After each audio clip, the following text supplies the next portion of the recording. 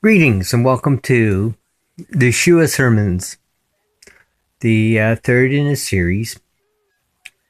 This one's called Meekness. Blessed are the meek, in Matthew chapter 5, verse 5. Blessed are the meek, for they shall inherit the earth. The word here, blessed, isn't the Hebrew word baruch. It's a Greek word meaning happy. So you could say, happy are the meek, for they shall inherit the earth.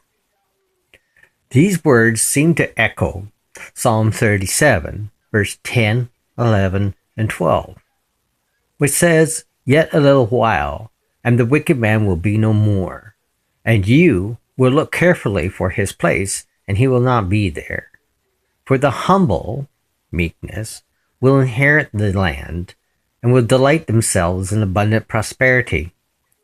The wicked plots against the righteous, and gnashes at him with his teeth. To understand what meekness really means, the Greek word translated is praesis. Forgive me, I'm not Greek if I mispronounce that.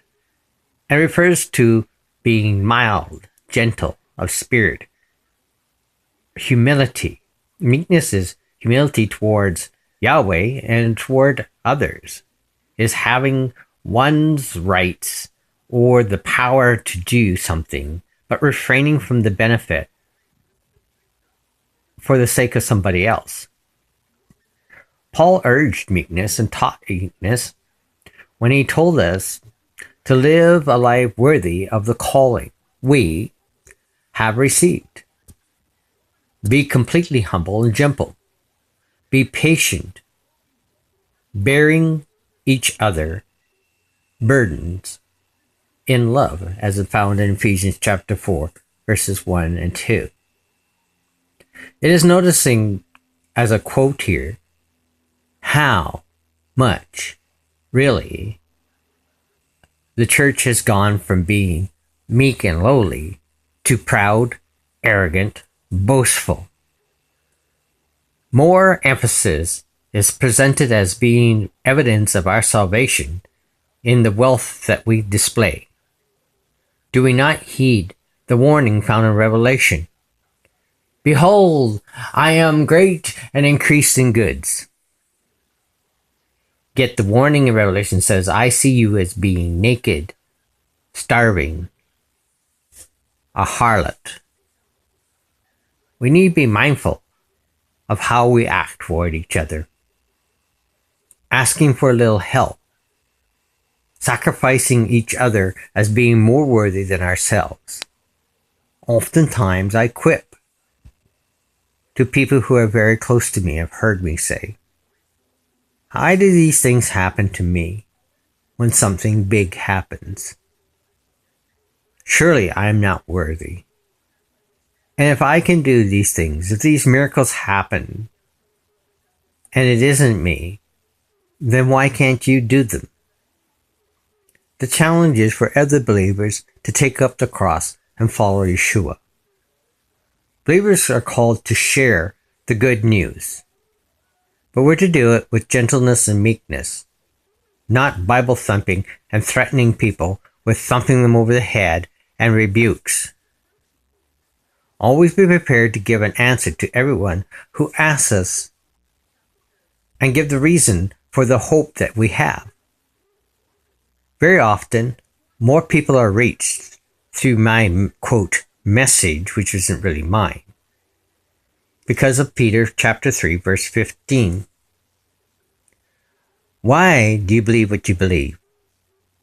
What motivates you to stay around? Why don't you just disappear? These questions are very quickly answered. Can you prove Yeshua to us? Can you prove this Jesus to us? People look at my life and they see it sore and lacking. But I smile and go, this isn't about me. This is about the He. For realistically, those that would judge me and say that I'm hypocritical need to look closely at themselves, because they are far more into hypocrisy than I have. But I regress, for yet even a little leaven, levensgeholpen. It has been a marvelous 20 years of growth, 20 years of learning, 20 years of being under the grindstone, milling out fine flour. This is the reason of my hope. This is why I do what I do. But to do this with the gentleness and respect that I have for Yeshua, we take the word found in King James for gentleness as being meek. Too often we see a false meekness, placed with people looking pious, pharisaical in their attitude. Oh, look at me. I'm so thankful that I'm not like that man sitting over there, or that woman sitting over there. Woe to you, you scribes, Pharisees, you hypocrites! Do you not know that you will be judged? Truly, it is written of you that there comes a day very quickly when you will no longer be here. You will not gnash at my ankles. You won't bite me with your teeth. You won't seek to devour me. You will hurt me no more.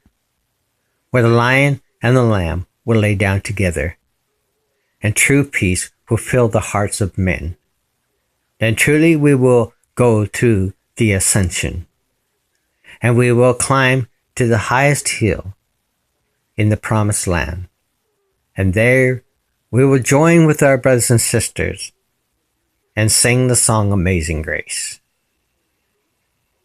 As we look toward the end of our time, as we look forward to our death, we do not count it as being the final, but we count it more like the end of this era and the awaiting the sleep and the rest for the new day, when we will throw off the bed covers and prophesy that we will rise again in the new day at the appearing of the sun, S-O-N, and there we will walk in the newness of life.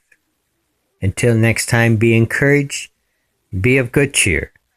This is Daniel Bome saying, Shalom.